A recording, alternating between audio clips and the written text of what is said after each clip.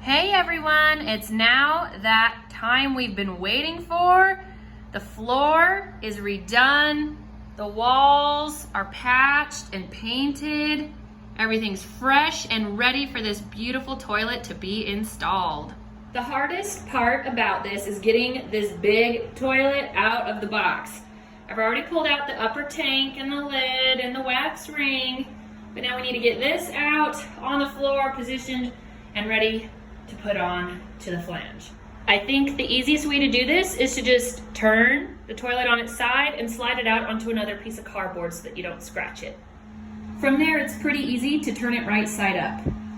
Okay, so now we're gonna take a little break from moving this big heavy thing, and we need to get the bolts and nuts put onto this, which come with the new toilet. First, you put these cool plastic pieces onto your bolt before just sliding it in like so, and then you'll tighten that and it'll hold it in place while you position the toilet with the wax ring on it.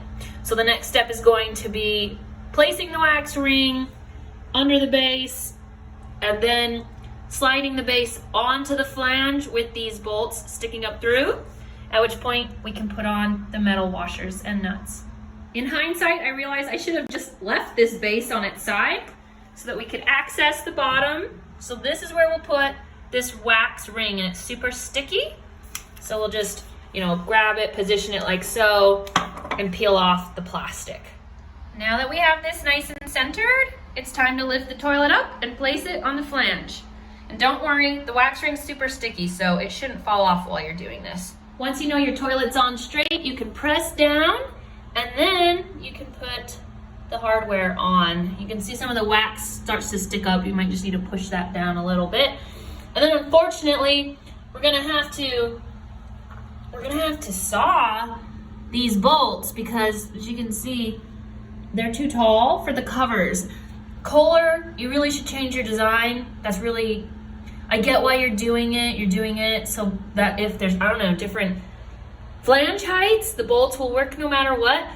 But expecting the customer to hacksaw this is really annoying. Couldn't you just provide either two different size bolts or provide covers that are taller?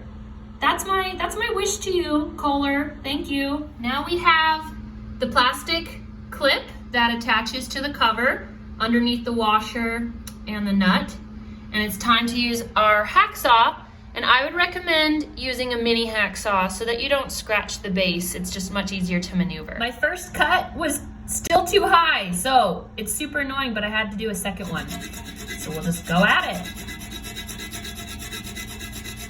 After far too much ado, the bolts complete with their covers are now on, and it is time to affix the top tank to the 3 bolt holes you see here. This is what it looks like when your nuts and washers have been successfully added to the 3 bolts. Next, we'll do the toilet shims around the bottom to level this thing out so it doesn't wobble before we connect the supply line from this valve up to this intake here. These toilet shims are purposefully much shorter than a typical wooden shim, and they're made of plastic so they won't warp over time underneath the toilet. As you can see, I've strategically placed a few here and a few on the other side. The toilet is sitting freakishly high, but that's because this floor is just so super uneven. So when we're all done, we will have kind of a big caulk line under that, but that's okay because I've tested this thing.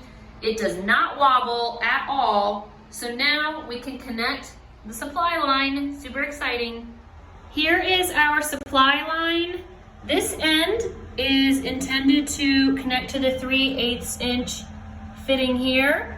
And this end is meant to screw on to this connector here. You just need to screw this on a few turns past hand tight. Okay, it's time to turn on the water. Let's see how this goes. All right, our tank is filling. You can use this knob here to adjust how you want the fill line to behave. So the longer I make this, it will adjust how far the toilet here fills with water. So we'll give this a few minutes, see how it goes. In the meantime, let's check for leaks. No leaks there, that's good. Let's check here. No leaks there. I see a tiny bit of water here, but that might have, let's see. I think this is okay. All right. Okay, I've adjusted the fill length to where I want it so that it is a more powerful flush, a more full tank. Let's give this a try. Awesome! It is flushing like a champ. That means we can go ahead and install the toilet seat cover here and put the top to the tank on. Our toilet seat cover and our tank cover are now on.